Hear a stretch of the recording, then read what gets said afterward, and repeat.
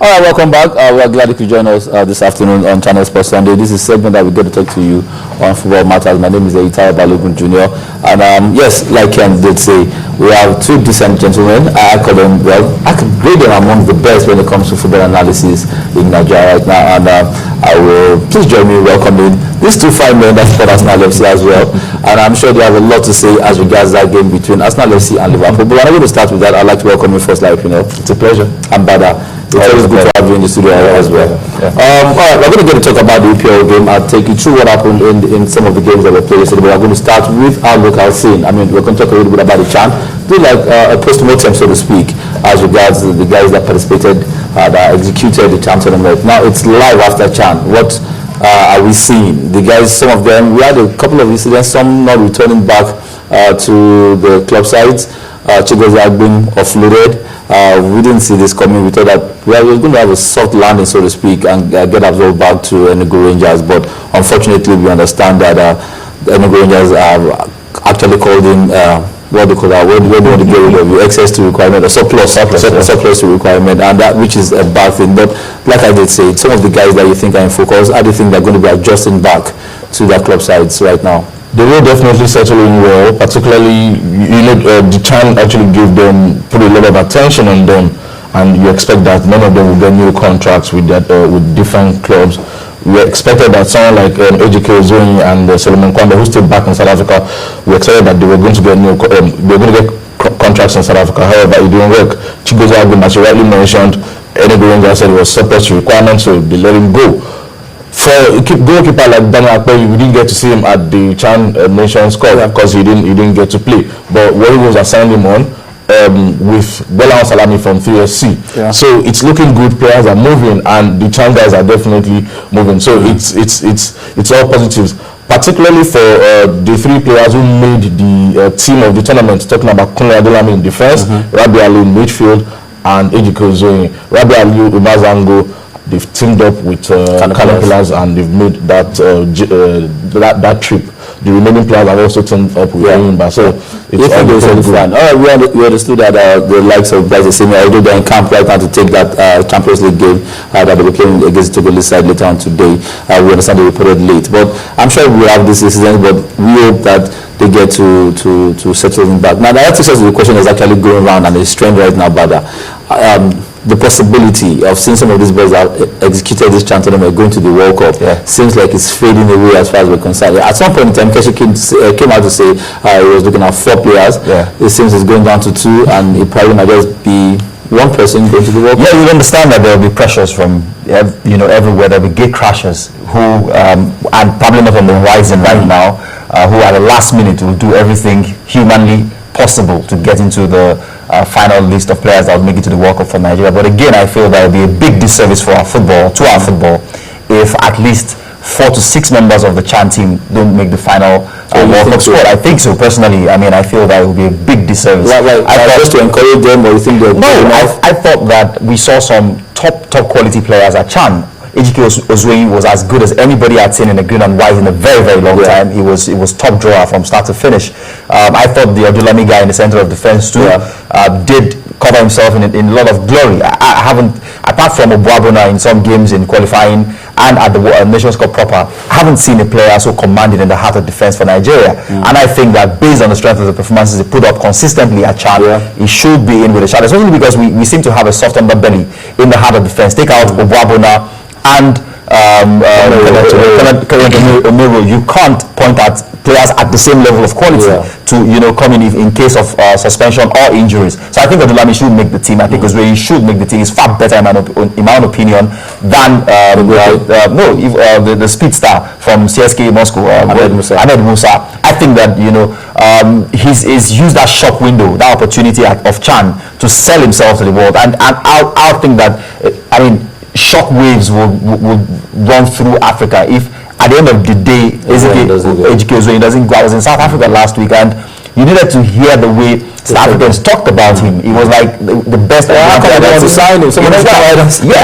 PSL has a funny structure. They try as much as possible to keep it local content only, because they think that's the way they can improve their football. We all know that it's foolhardy because you're as good as the quality of opposition that you play against, or as good as the quality of teammates that you have. So drawing people from Zimbabwe and Zambia would never improve them, which is why they get flogged left, right, and center on the African continent. But back to the heart of the matter, I think that there are no pressures, no matter how huge they are, that should force Stephen Keshi's hand to a point where he picks only one or two players from this home-based team that we saw at Chan. It wasn't all good, but it wasn't all bad. I thought that it was good enough opportunity to assess these players, and on the strength of their performances, at least 4 to 6 of them should go to the World Cup. All right, one man I know that was looking like it's going to be bleak for him to go to the World Cup will be Chigozie Agbemi. I mean, we've seen him severally. Look at his goal that he considered. I know he had a below par performance. I don't think anybody will be advocating for him to go to the World Cup right now. All right, that said, I need to go right now and talk about the CAF Champions. That leads us to the CAF Champions League that will be taking place today. I beg your pardon. The game will be starting by 1 p.m. That's the game between AS Vita and Kano Pillars. They'll be playing away. They are currently in DR Congo right now. They went with about 84-man contingent. That was massive. They chartered the flight, so it's understandable why they had to fill up that flight. But Kano Pillars are out to make a statement. Enyimba will be taking on Angel de Norte. Also later on tonight in the CAF early stages of the CAF Champions League. Now, CAF Champions League. We expect them to do well. Look at the way Enyimba played. If you look at the way Enyimba played in the Super 4, they had the good statement. They made a positive statement. Going to this game, we expect them to pick maximum points. They played in Aba Township Stadium. Kano Pillars also visiting AS Vita. What do you expect from these games? And they have the full complement of their boys anyway. Yes, exactly. The opportunity for these guys these guys are actually very massive because they get to go to the morning spinning group stage, and Kano Pillars must have learned from last season. Recall that they actually won their home game here 4-1, and then they went away and lost 3-0. Away goals rule, they lost out of the tournament. But in that traditional Champions League, do you expect that they will go all the way at least to the semi-final? They are used to this, so I expect that Enyimba will actually defeat the Togolese team today in Aba Township Stadium. Enyimba's game is built around lovely defense, and they've always had that. Recall that at the the Super 4 tourney, they didn't concede a goal, and they played some of the best strikers all across Nigeria. They played Warriors, they played Pillars, they played Bayelsa, and they didn't concede. They scored 6 goals.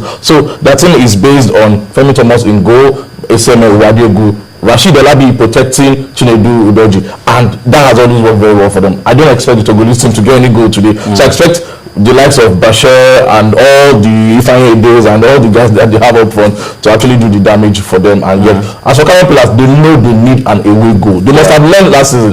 They won 4-1 here, but they were away 3-0, and they were jumped out.